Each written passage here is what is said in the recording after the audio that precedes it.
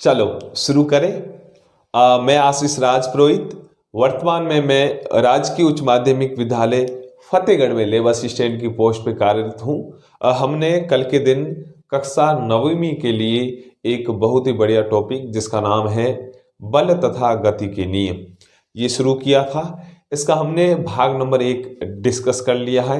आज हम इसका भाग नंबर 2 पढ़ेंगे। यदि मैं पिछले भाग की बात करूं तो पिछले भाग में हमने बेसिकली बल के बारे में जाना कि वास्तविकता में बल होता क्या है, बल की परिभाषा क्या होती है। इसके अलावा हमने बल के मात्रक देखे और बल से होने वाले किसी पदार्थ, कण या वस्तु की अवस्था में किस प्रकार परिवर्तन होता है, यानी उसकी दिशा में, उसके वेग में, उसके आकार में, ये चीजें हमने सीखी। उसके बाद मैंने आपको एक पर्टिकुलर टॉपिक लिखा है जिसका नाम था जड़त्व। बहुत ही बेसिकली और कॉमन की चीजें, अक्सर इसके बारे में पूछा जाता है।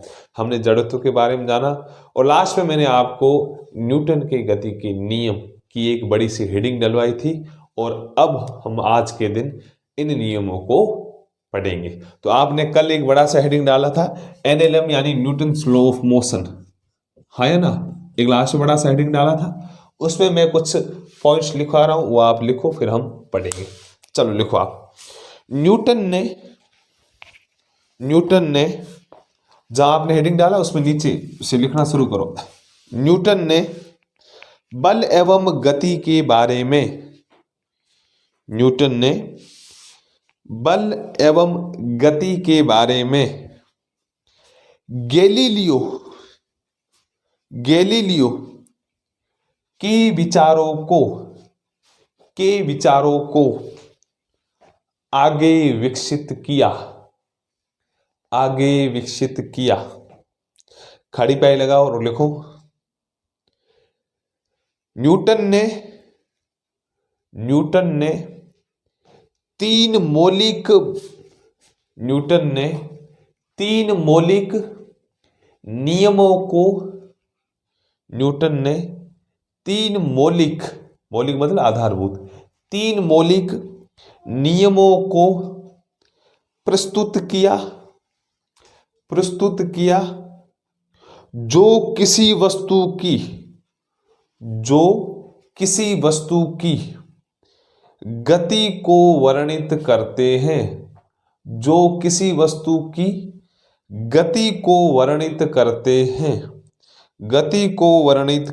हैं, खड़ी पाई लगाकर नीचे वाली लाइन में लिखो। इन नियमों को न्यूटन के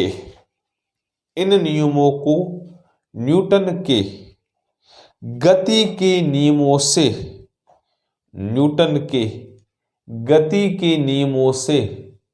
जाना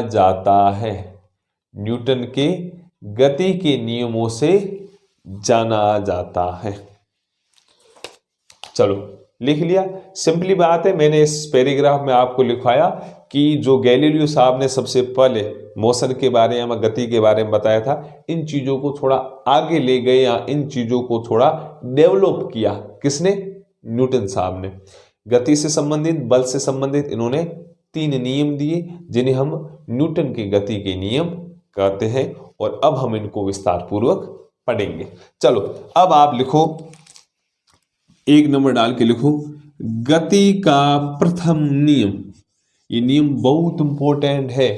गति के 3 नियम हर जगह पूछे जाते हैं। यदि आपको साइंस में थोड़ा बहुत इंटरेस्ट है, यदि आपको लगता है कि 10वीं के बाद हम विज्ञान फील्ड में जाएंगे, भले आप मैथ लो, भले आप बायोलॉजी लो, तो ये चैप्टर वापस आता है और इम्पोर्टेंट है। 11वीं पूरी इस टॉपिक के ऊपर बैठी हुई है।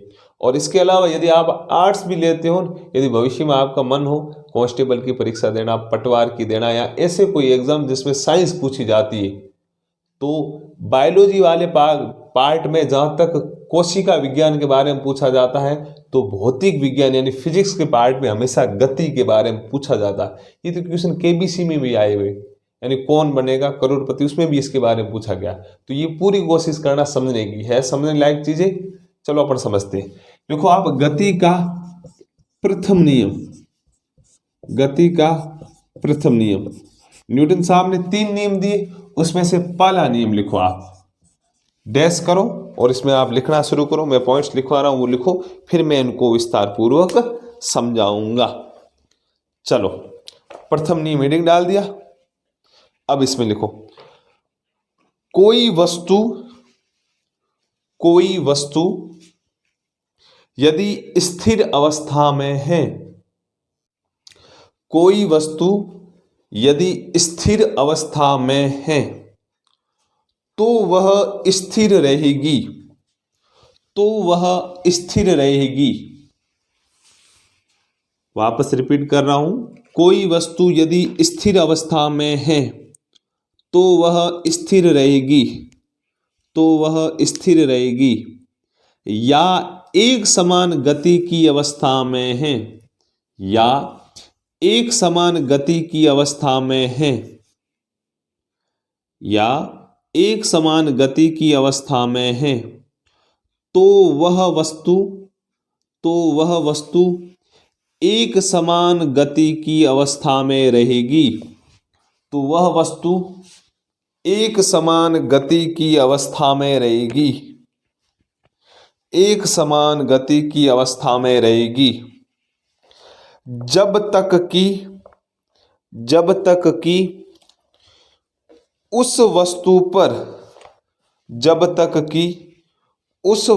पर बाह्य बल ना लगाया जाए, बाह्य बल ना लगाया जाए, बाह्य बल ना लगाया जाए। खड़ी पाई लगाओ और नीचे वाली लाइन में लिखो, खड़ी पाई लगाओ और नीचे वाली लाइन में लिखो, गुणात्मक रूप में, गुणात्मक रूप में किसी वस्तु के, गुणात्मक रूप में किसी वस्तु के विरामावस्था, किसी वस्तु के विरामावस्था, लिख लोगे ना आप, 9th में अब लिख ही सकते हो। विरामावस्था में रहने या समान वेग से, विरामावस्था में रहने या समान वेग से गतिशील रहने की प्रवृत्ति, या समान वेग से गतिशील रहने की प्रवृत्ति, गतिशील रहने की प्रवृत्ति को जड़त्व कहते हैं, को जड़त्व कहते हैं, को जड़त्व कहते हैं। यही कारण है कि गति के पहले नियम को, यही कारण है कि गति के पहले नियम को जड़त्व का नियम भी कहते हैं, जड़त्व का नियम भी कहते हैं। जो अभी मैंने ये पैराग्राफ यानी गति के प्रथम नियम में जो कुछ लिखवाया इसको आप रिपीट कर लो, पढ़ो। 15-20 सेकंड का वक्त दे रहा हूं, पढ़ो इसे।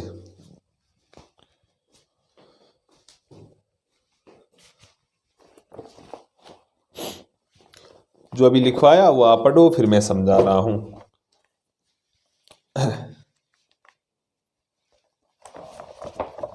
चलो, पढ़ लिया आपने। अब आओ बोर्ड के ऊपर। देखो, गति का प्रथम नियम क्या बोलता है, पहले वो अपन समझते हैं। गति का प्रथम नियम बोलता है, यदि कोई वस्तु स्थिर अवस्था में है तो वो स्थिर अवस्था में रहेगी, या कोई वस्तु एक समान वेग से, एक समान वेग का मतलब उसका वेलोसिटी या स्पीड एक जैसी, घट बढ़ नहीं, या एक समान वेग से गतिशील है तो एक समान वेग से ही गतिशील रहेगा जब तक कि उसके ऊपर कोई बाह्य बल ना लगाया जाए। यानी जो वस्तु स्थिर अवस्था में है वो स्थिर अवस्था में रहेगी, जो वस्तु गतिमान अवस्था में है तो वो एक समान वेग से गतिमान अवस्था में रहेगी। इसे ही हम बोलते हैं जड़त्व का नियम, या गति का प्रथम नियम। वैसे जड़त्व होता क्या, कल मैंने बताया था। जड़त्व क्या होता है, अवस्था में परिवर्तन का विरोध, यानी जो वस्तु रुकी हुई है वो रुकी हुई रहेगी, जो गतिमान है वो गतिमान रहेगी। यही चीज आती है प्रथम नियम में। यानी जड़त्व और प्रथम नियम लगभग एक ही है। इस कारण गति के प्रथम नियम को जड़त्व का नियम कहा जाता है।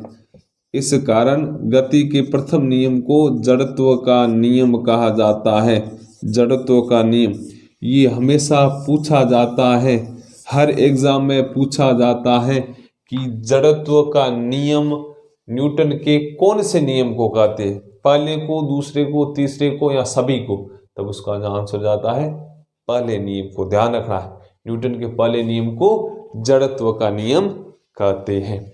ये था न्यूटन का प्रथम नियम।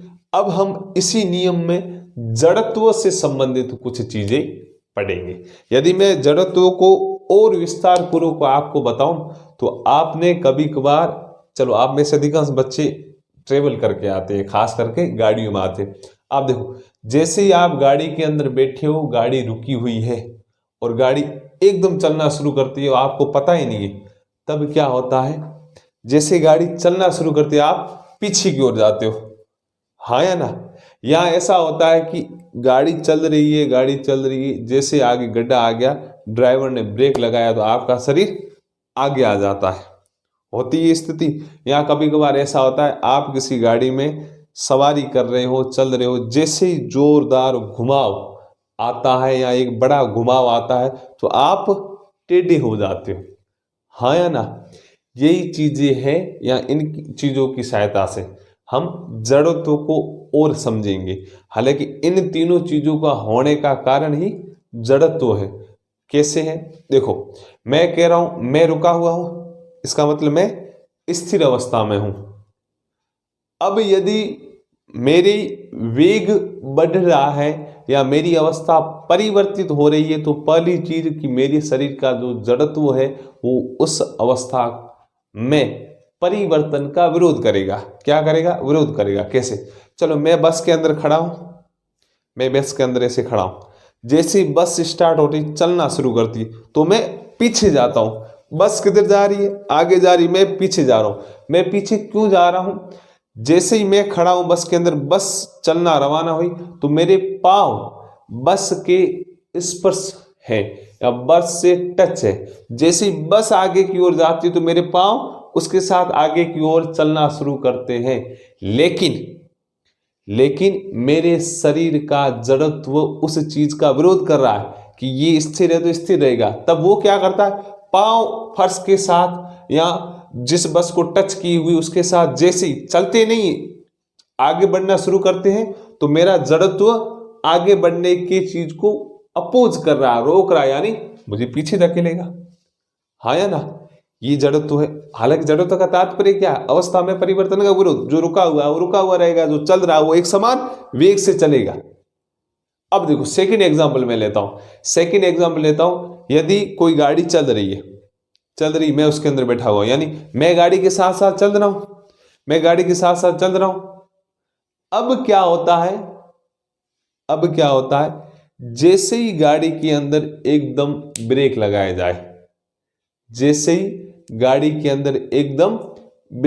जाए, ब्रेक लगाएंगे तो गाड़ी रुकेगी। मैं तो चल रहा था गाड़ी के साथ, गाड़ी रुकेगी।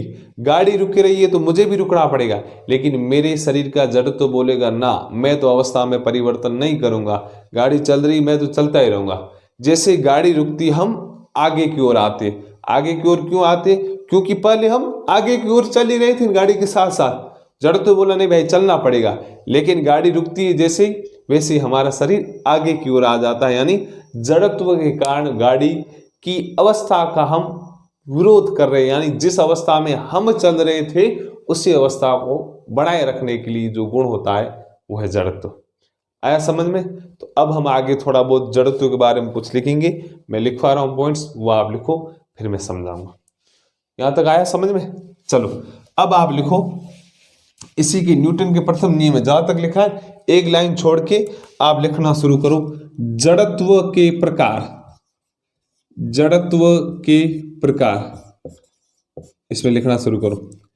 एनएलएम यानी पहले नियम में लिखना है, एक लाइन छोड़ के लिखो जड़त्व के प्रकार। हम पढ़ेंगे जड़त्व के प्रकार, जिसमें से पहला नंबर लिखो स्थिर स्थिर अवस्था का जड़त्व।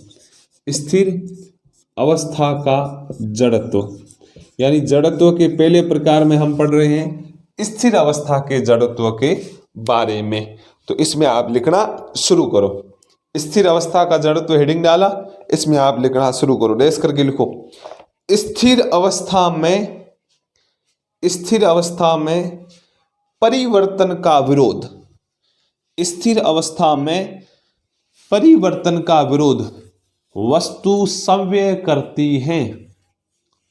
स्थिर अवस्था में परिवर्तन का विरोध, स्थिर अवस्था में परिवर्तन का विरोध वस्तु संव्यय करती है। वस्तु संव्यय करती है। खड़ी पाई लगाकर नीचे वाली लाइन में लिखो उदाहरण। नीचे वाली लाइन में लिखो उदाहरण, और उदाहरण लिखकर बराबर करके लिखो। उदाहरण लिखकर बराबर करके लिखो वाहन यदि, वाहन यानी गाड़ी, वाहन यदि अचानक से गतिमान होगा तो, वाहन यदि अचानक से गतिमान होगा तो उसमें उपस्थित व्यक्ति जड़त्व के कारण पीछे की ओर झुकेगा। उसमें उपस्थित व्यक्ति जड़त्व के कारण पीछे की ओर झुकेगा। पीछे की ओर झुकेगा। अब आप एक लाइन छोड़कर सेकंड नंबर पॉइंट लिखो। सेकंड नंबर लिखो यानी दूसरा हेडिंग, जड़त्व के प्रकार में हमने पहला पढ़ा स्थिर अवस्था का जड़त्व। सेकंड लिखो आप गतिमान अवस्था का जड़त्व। पहले आप लिख लो, फिर मैं समझा दूंगा। सेकंड आप लिखो गतिमान अवस्था का जड़त्व। हेडिंग डाल दिया गतिमान अवस्था का जड़त्व। इसमें आप बराबर करके लिखो, बराबर करके लिखो वस्तु संव्यय गतिमान अवस्था में, वस्तु संव्यय गतिमान अवस्था में परिवर्तन का विरोध करती है। वस्तु संव्यय गतिमान अवस्था में परिवर्तन का विरोध करती है। इसे गतिमान अवस्था का जड़त्व कहते हैं। इसे गतिमान अवस्था का जड़त्व कहते हैं। इसमें अब आप लिखो उदाहरण। इसमें लिखो उदाहरण यानी गतिमान अवस्था के जड़त्व के हम उदाहरण लिखेंगे। उदाहरण और बराबर करके लिखो, बराबर करके लिखो गतिमान वाहन में अचानक ब्रेक लगाए जाए तो, गतिमान वाहन में अचानक ब्रेक लगाए जाए तो वाहन में उपस्थित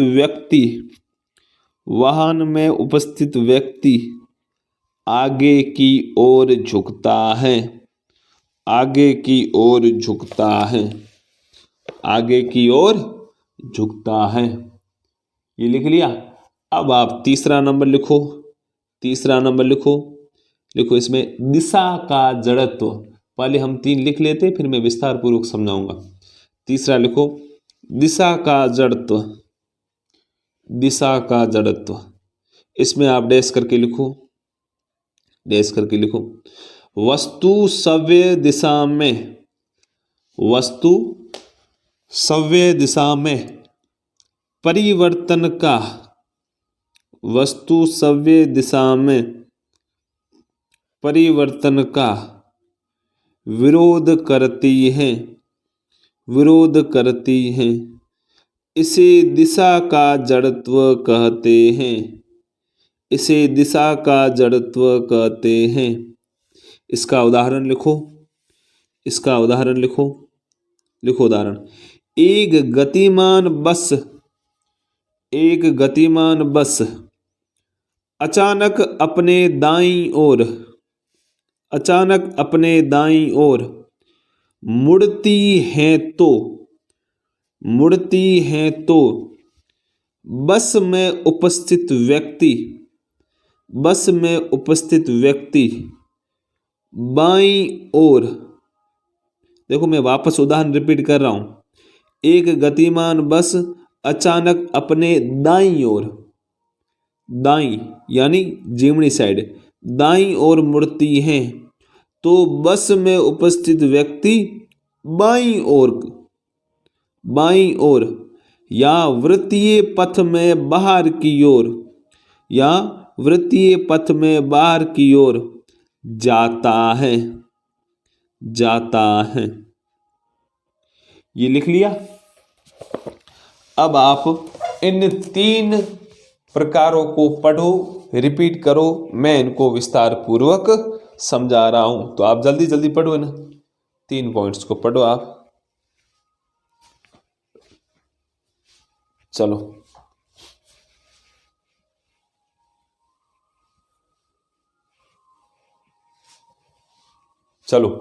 पढ़ लिए 3 पॉइंट। अब देखो मैंने आपको, आओ बोर्ड के ऊपर आओ, जल्दी जल्दी 20-25 सेकंड में पढ़ लिया करो अखबार की बात ही। चलो पहला मैंने आपको लिखवाया स्थिर अवस्था का जड़त्व, ये लिखा है। अब देखो इसमें मैंने पॉइंट क्या लिखवाया आपको, स्थिर अवस्था में परिवर्तन का विरोध वस्तु समय करती है। यानी यदि मैं वस्तु हूं, यदि मेरे ऊपर स्थिर अवस्था का जड़त्व लागू हो रहा है तो उस अवस्था में परिवर्तन का विरोध मैं खुद करूंगा। यही बोल रहा है कि स्थिर अवस्था में परिवर्तन का विरोध वस्तु स्वयं करती है। इसका उदाहरण मैंने लिखवाया है, वाहन यदि अचानक से गतिमान होगा तो उसमें उपस्थित व्यक्ति जड़त्व के कारण पीछे की ओर झुकेगा। मैं स्थिर अवस्था में हूं, उस दौरान जो जड़त्व होगा वो स्थिर अवस्था का जड़त्व होगा। जैसे ही गाड़ी या वाहन आगे की ओर चलना शुरू करेगी तो मैं पीछे की ओर झुकूंगा, यानी मैं स्थिर अवस्था को बनाए रख रहा हूं। गाड़ी आगे की ओर जा रही, मैं पीछे जा रहा हूं, इसे बोलते हैं स्थिर अवस्था का जड़त्व। सेकंड मैंने आपको लिखवाया गतिमान अवस्था का जड़त्व। गतिमान अवस्था के जड़त्व में क्या लिखवाया, वस्तु स्वयं गतिमान अवस्था में परिवर्तन का विरोध कर रही। यानी मैं चल रहा हूं किसी वाहन में, मेरी स्पीड है, मैं चल रहा हूं किसी वाहन में, अब उस चलने में कोई बाधा उत्पन्न करेगा तो उस बाधा का मैं विरोध करूंगा। तो यही लिखवाया है कि वस्तु स्वयं गतिमान अवस्था में परिवर्तन का विरोध करती है, इसे गतिमान अवस्था का जड़त्व कहते हैं। इसमें मैंने आपको उदाहरण लिखवाया, गतिमान वाहन में यानी चल रही किसी गाड़ी में अचानक से ब्रेक लगाया जाए तो मैं चल रहा हूं, गाड़ी चल रही, मैं गाड़ी के अंदर हूं, गाड़ी चल रही, मैं चल रहा हूं, उसके साथ साथ अब अचानक से ब्रेक लगाए जाएंगे तो मैं आगे की ओर आऊंगा। आगे को क्यों आऊंगा, क्योंकि मेरी अवस्था में परिवर्तन हो रहा है और मेरा जड़त्व इसका अपोज कर रहा है, रोक रहा है। भाई मैं आगे चल रहा हूं गाड़ी के साथ साथ, अब मुझे रोका जा रहा है, लेकिन मुझे तो आगे चलना है, अब रोका जा रहा है, मैं आगे क्यों आ रहा हूं, क्यों आ रहा हूं कि जड़त्व बोलता है कि मैं अवस्था में परिवर्तन का विरोध कर रहा हूं, तो आगे चला तो आगे चलता जा। लेकिन ऐसा होता तो नहीं, लेकिन आखिरकार ब्रेक लगते तो हम रुक जाते हैं। तो यहाँ पर उदाहरण यही, गतिमान वाहन में अचानक ब्रेक लगाए जाए तो वाहन में उपस्थित व्यक्ति आगे की ओर झुकता है ना। ये 2 पॉइंट। तीसरा है दिशा का जड़त्व। दिशा का जड़त्व तात्पर्य है, सिंपली बात है, आप यदि किसी गाड़ी में जा रहे हो, गाड़ी ऐसे मुड़ रही है, तो आप बाहर की ओर होते हो, गाड़ी ऐसे मुड़ती है, होते हो नहीं होते, तो वही है दिशा का जड़त्व। यानी वस्तु स्वयं दिशा में परिवर्तन का विरोध करती है, इसे दिशा का जड़त्व कहते हैं।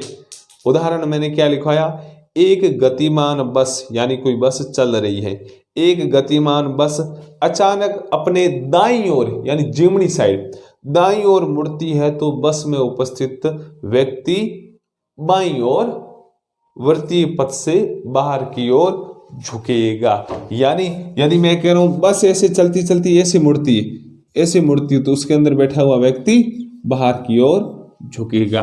ये था दिशा का जड़त्व। आया समझ में? जड़त्व का नियम न्यूटन के प्रथम नियम को बोला जाता है। और न्यूटन का प्रथम नियम क्या, मैंने आपको एक डेफिनेशन लिखवा दी।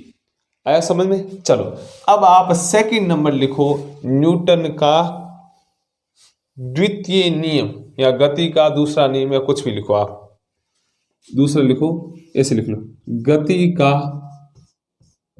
दूसरा नियम, गति का दूसरा नियम, दूसरा नियम। इसमें आप एक पॉइंट लिख लो पहले, इसमें आप एक पॉइंट लिख लो पहले, कण पर कार्यरत, इसमें लिखो, डैश करके लिखो, कण पर कार्यरत, कार्यरत लिख सकते हो, ऐसे लिखना, कण पर कार्यरत बल, कण पर कार्यरत बल रेखीय संवेग में, रेखीय संवेग में लिख लोगे ना, ऐसे लिखना, कण पर कार्यरत बल रेखीय संवेग, हालांकि क्या होता है मैं चीजें सब समझा दूंगा, रेखीय संवेग में परिवर्तन की दर, परिवर्तन की दर के समतुल्य होता है, के समतुल्य होता है,